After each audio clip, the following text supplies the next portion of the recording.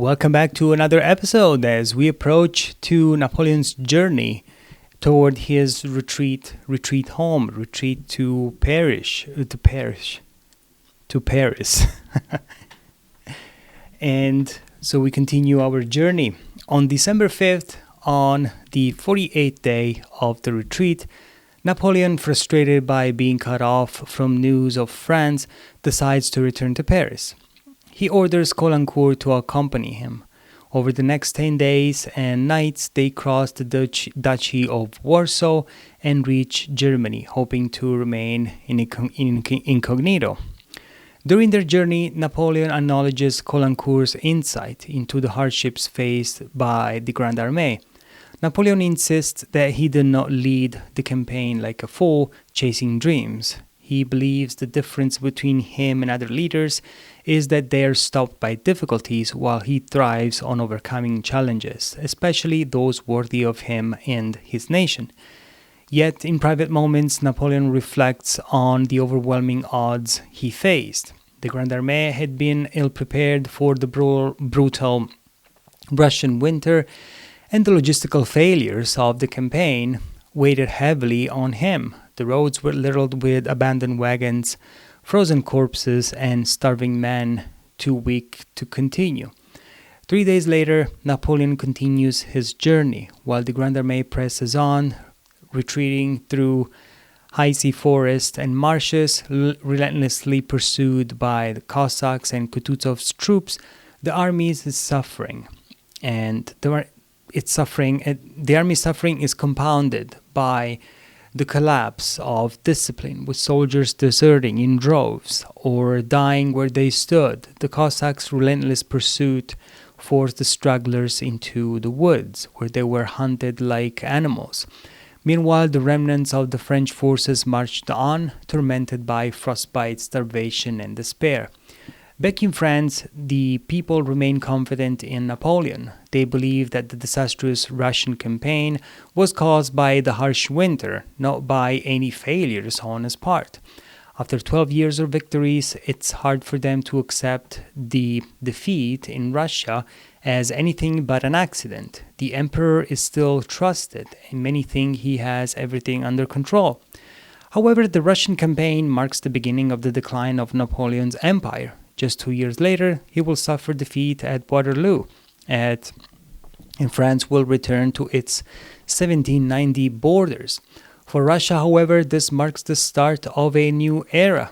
The victory in the Patriotic War gives Russia a sense of national identity, which will be celebrated by poets and composers.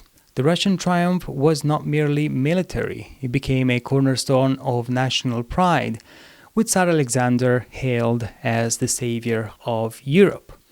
Caulaincourt later reflects, "The habit of success had cost us dearly in Russia.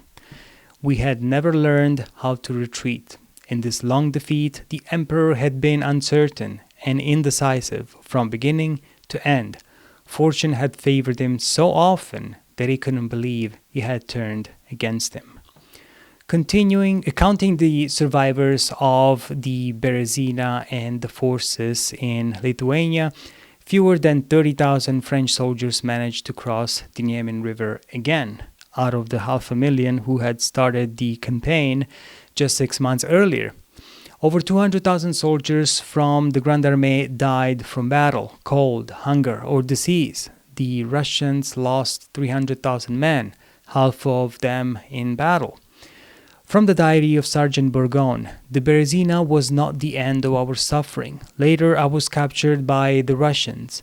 They decided to march us eastward to Siberia.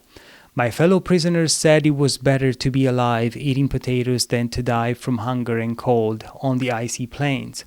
But I thought it would have been better to escape while I could. Many of us died on the way to Siberia.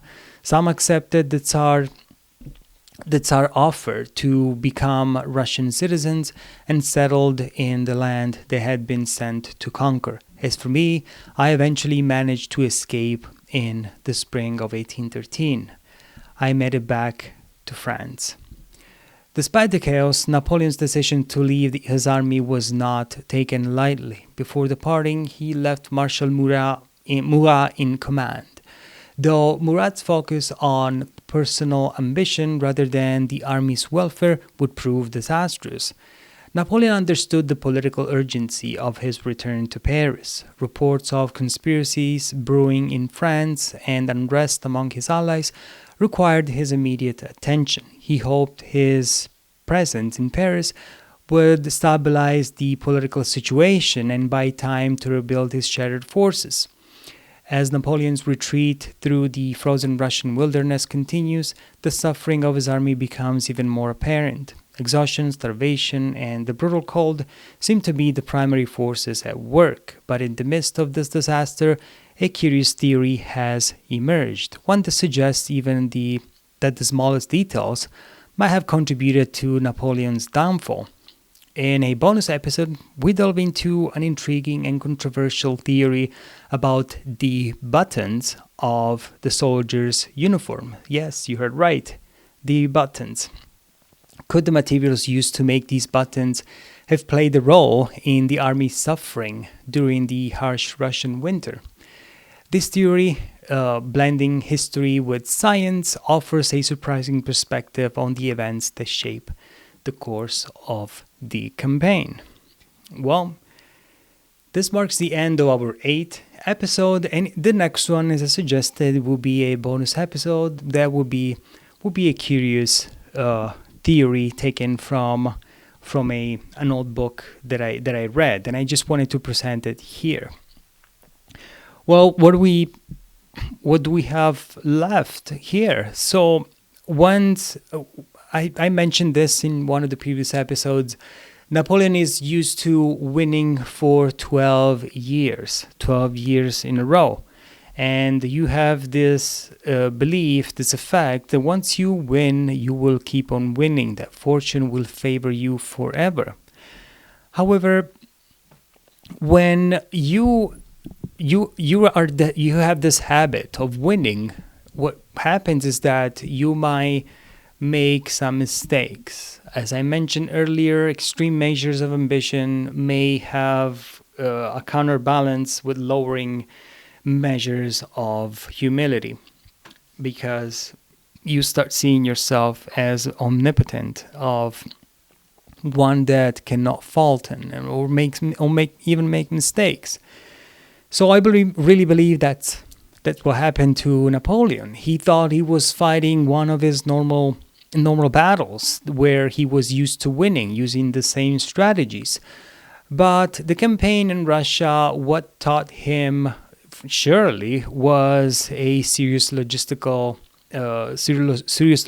mistakes, that he really thought about the strategy, the numbers, how many bodies you can throw at it, how you want to position your forces, your cannons, how you want to